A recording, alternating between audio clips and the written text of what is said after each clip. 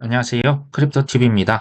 이번 시간에는 금리를 인하하면 그 이전에 도망치세요라는 제목으로 내용을 준비해 봤습니다. 사진에 보이는 제레미 그랜썸이라고요. 54년째 투자하고 있는 친구죠. 한번 살펴봅니다. 53년이 이미 넘었고요. 투자 경력이 굉장하죠. 자, 억만장자 투자자 월가의 전설 중에 한 명으로 불립니다. 실제로 80년대 후반 일본의 버블, 닷컴 버블, 서브프라임 2008년도 미국의 버블, 그 사태 때 하락을 예측을 했고요. 그래서 이걸로 큰 돈을 실제로 번 사람입니다. 그에게 붙여진 호칭이 그래서 버블 감별사다 이런 호칭이 붙고 있습니다. 얼마 전 7월 달에 미국의 증시가 몇 년 내에 70%가 폭락할 것이라고 예측을 했습니다.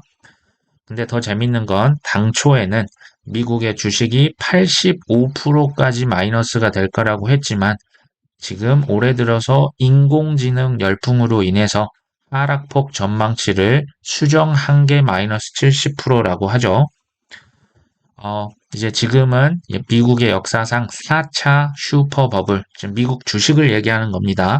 인공지능도 붕괴를 막을 수는 없다. 지난 4월 달엔 이런 또 얘기를 했네요. 금리 인하와 함께 미국의 증시가 본격적으로 하락할 것이다. 자, 이게 이제 상식적으로는 조금 이해가 안 되실 수도 있는데요.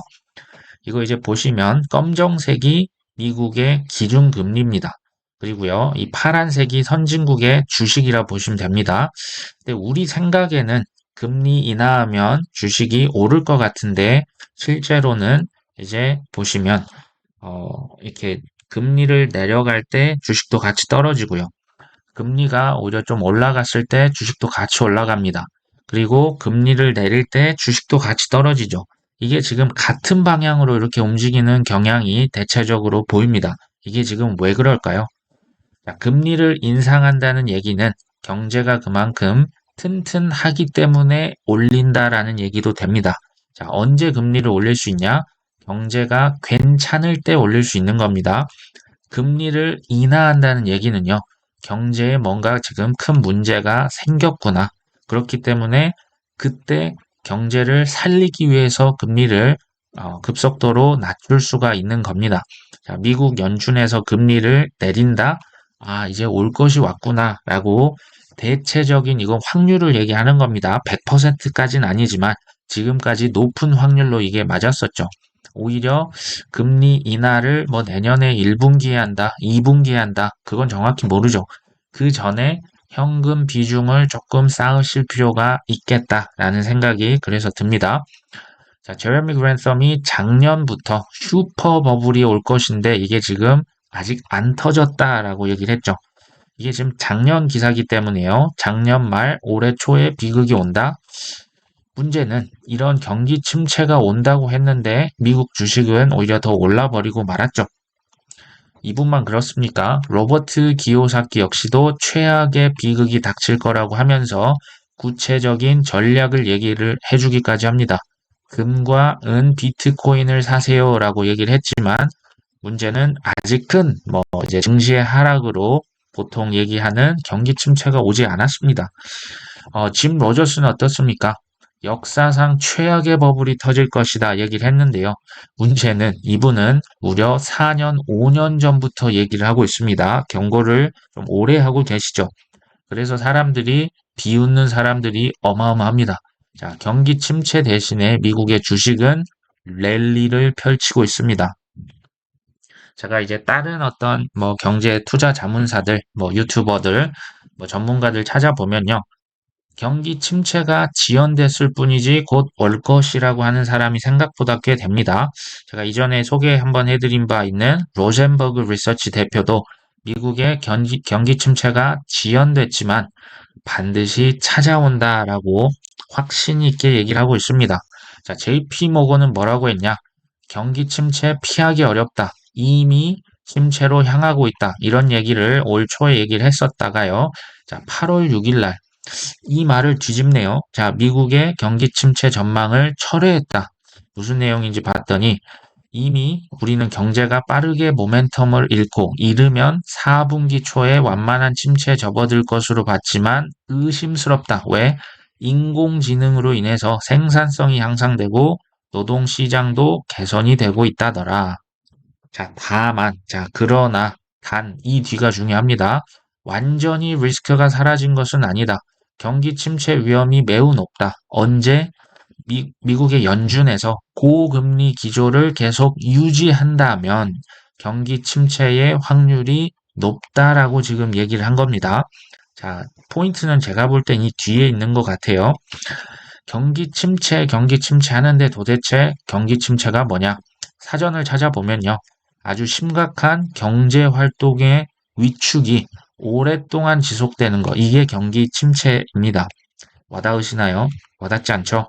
제가 우리나라 97년도에 겪었던 IMF 실물 경제 지표 한번 가져와 봤습니다. 그때 당시 우리의 경제 성장률 마이너스 4.5%였고요. 실업률은 6.9%, 소비자 물가 상승률은 8.2%, 자, 수입 증가율 무려 마이너스 34%네요. 금리가 믿을 수 없습니다. 금리가 30%까지 올랐었고요. 환율도 2배가 됐었습니다. 그때 당시의 사진입니다. 이제 노숙자들이 그냥 뭐 서울역 같은 빌딩에서 그냥 뭐 자고 있는 거고요. 실직자가 너무 많아서 실제 뭐 자살도 많이 했다고 하고요. 이제 무료 급식소, 뭐 막노동을 이렇게 전전하고 있는 그때 생각이 납니다. 그때 뭐 저는 어렸었지만요. 거리에는 노숙자가 넘치고 생활고 때문에 이혼했겠죠. 가장들이 실직자, 노숙자로 변했고요. 자, 이제 1년이 지났을 때 실직자가 하루에 3,700명씩 발생을 했고 전국의 노숙자가 2만여 명으로 추정이 됩니다. 주부들이 매춘까지 갔네요. 가정불화 이혼율이 35%나 늘었다. 자, 아예 이제 자살을 하는 사람도 이제 자살률이 치솟았고요. 아예 자녀들을 버려버리는 가정이 나왔다고 합니다. 그때 IMF 고아라는 신조어가 등장을 했죠. 개인적으로는 6.25 전쟁 이후 가장 큰 비극 중 하나라고 생각이 듭니다. 근데 이제 더 큰 문제는 시간이 지나면 이런 비극들 잊혀지고요. 그 다음에 이런 비극들이 반복이 되는 게 저는 더 큰 문제인 것 같아요. IMF 벌써 뭐 거의 30년 전 얘기가 되고 말았죠. 제레미 그랜섬이 8월 19일자로 블룸버그에 나와서 무슨 얘기를 했냐? 닷컴 버블, 서브프라임 모기지 사태, 연준이 예측했냐 못했냐? 못했었다. 자, 그리고 연준에게는 경제를 연착륙시킬 수 있는 능력이 없다. 이런 표현까지 씁니다. 역사적으로 연준이 금리를 인하시킨 이후에 거의 뭐 높은 확률로 경기 침체가 발생했다. 자, 투자자들의 기대와는 달리 금리를 인하한 후에 미국의 증시와 경제가 크게 하락할 것이다 라고 또 한 번 예측을 합니다. 여기서 이런 질문을 해보실 수 있죠. 아직까지 안 왔는데 진짜 오긴 오는 걸까? 자, 경기 침체라는 말 솔직히 와닿지가 않는다. 그리고 마지막, 그래서 어쩌라는 거냐? 제가 이 도표를 말씀을 드리기 위해서 앞에 부연 설명을 했다고 보시면 됩니다. 자, 이게 확률적인 거잖아요. 자, 대공황이 오냐 안 오냐. 자, 온다고 봤을 때 그때 자산 가격 엄청 폭락을 하겠죠. 실업자들 넘쳐날 겁니다. 만약에 대공황이 오지 않았다? 뭐 그럭저럭 괜찮을 수 있습니다. 근데 우리는 두 가지 상황을 모두 다 한번 지금 생각해보고 대비하자는 차원이겠죠. 자, 만약에 자산이 폭락한다면 여기에선 두 가지로 나눠집니다. 현금이 준비된 자, 그리고 현금이 준비되지 않은 자 두 가지로 나뉩니다. 자, 현금이 준비됐다. 초우량 자산들을 헐값에 살 수 있습니다. 이건 뭐 코인만 그런 건 아니고요. 뭐 우량 기업들, 또 부동산 다 같이 떨어질 겁니다. 그때 헐값에 매입할 수 있는 기회가 되겠죠. 이 사람은 이제 2, 3년 후라고 하는 건 저는 이제 코인을 말씀을 드리는 거고요. 코인은 헐값에 이제 대량 매입을 한다면 아무래도 2년, 3년 후면 소위 말해서 ETF 현물 당연히 승인되고요. 세금 들어오고 규제와 글로벌 시스템들이 다 갖춰집니다. 제가 봤을 때는 아주 큰 성공을 거둘 수 있지 않겠냐 보고요. 만약에 자산이 폭락했을 때 현금이 준비되지 않았다. 지식과 확신이 없었다. 제가 보는 가장 큰 실패는 바로 이겁니다. 왜요? 자산 가격이 폭락을 했죠. 또 실업을 하는 사람도 있을 겁니다. 더 중요한 거, 기회가 날아가 버리는 것. 기회를 잡을 수가 없는 거죠. 자, 제가 지금 여기서 대공황이 안 왔을 때는 그럭저럭 괜찮다. 근데요, 이 초우량 자산을 헐값에 매입할 수 있는 기회는 대개 대폭락을 했을 때, 경기 침체가 크게 왔을 때 이게 가능하죠.